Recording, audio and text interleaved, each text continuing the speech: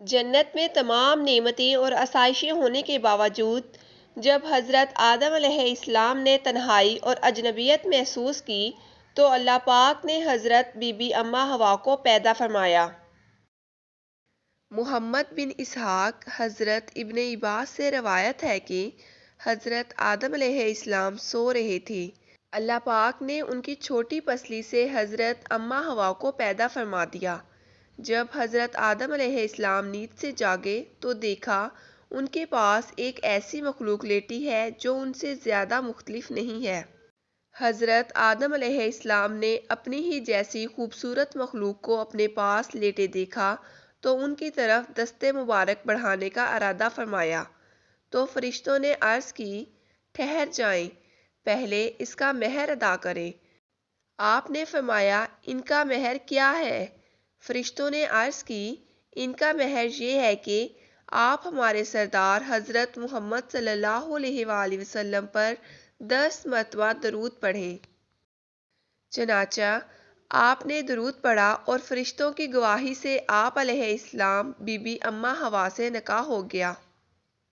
ایک روایت میں ہے کہ حضرت آدم علیہ السلام اور بی بی اماں حوا 60 سال تک جنت میں رہے، لیکن ان کو حق ازواجیت ادا کرنے کا حکم نہ تھا، نہ ہی بچے پیدا کرنے کا۔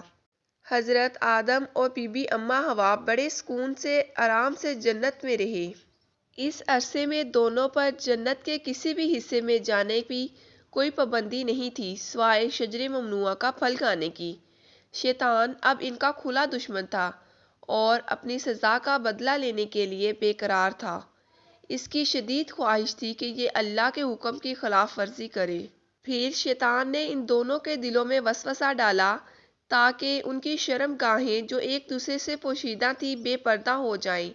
حضرت آدم علیہ السلام اور حضرت اماں حوا کے لباس کے متعلق 2 طرح کی حدیث ہیں۔ ایک روایت میں یہ ملتا ہے کہ دونوں کا جنتی لباس تھا اور سروں پر تاج بھی تھا۔ دوسری روایت کے مطابق جسم پر جنتی درختوں کے پتے تھے، ان کے سطر ایک دوسرے سے پوشیدہ تھے۔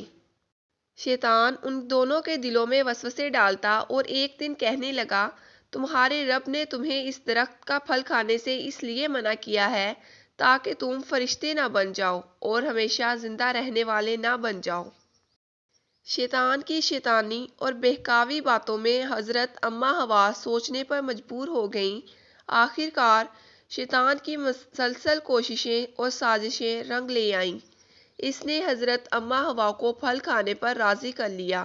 ایک دن حضرت اماں حوا نے حضرت آدم علیہ السلام سے کہا، ہم اس شجر ممنوعہ کا ذرا سا حصہ کھا کر تو دیکھیں، آخر وہ کیا راز ہے جو اللہ نے اسے کھانے سے منع فرمایا ہے۔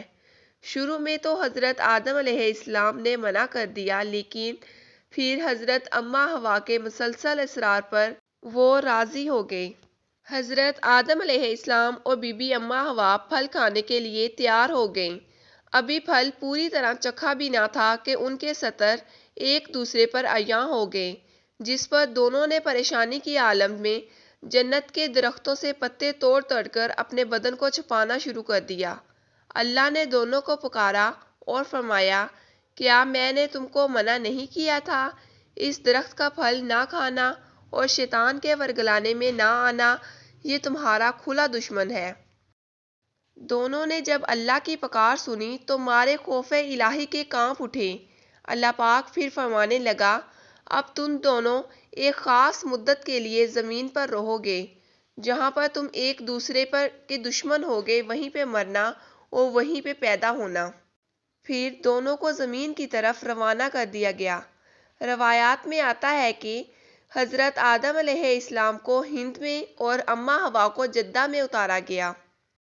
دونوں ایک دوسرے کو ڈھونڈنے لگے لیکن ڈھونڈ نہ پائے۔ حضرت سعدی لکھتے ہیں کہ حضرت آدم علیہ السلام جب ہند پر اترے تو حجر اسود اور جنت کے درختوں کے پتے بھی تھے۔ حضرت ابن عباس سے مروی ہے کہ حضرت جبرائیل علیہ السلام حضرت آدم کے پاس آئے اور گندم کے 7 دانے لائے۔ حضرت آدم نے پوچھا، یہ کیا ہے؟ عرض کیا، یہ اس درخت کا پھل ہے جس سے تمہیں روکا گیا تھا۔ اور آپ نے تناول کر لیا۔ فرمایا میں اس کا اب کیا کروں؟ عرض کیا ان کو زمین میں بو دیجیے۔ حضرت آدم علیہ السلام ایک طویل عرصے تک اللہ تعالیٰ کی بارگاہ میں روتے رہے۔ ایک دن اللہ پاک کو حضرت آدم پر رحم آیا تو اللہ پاک نے حضرت جبرائیل علیہ السلام کو بھیجا، حضرت آدم کو معافی کی خوشخبری سنا دیجیے۔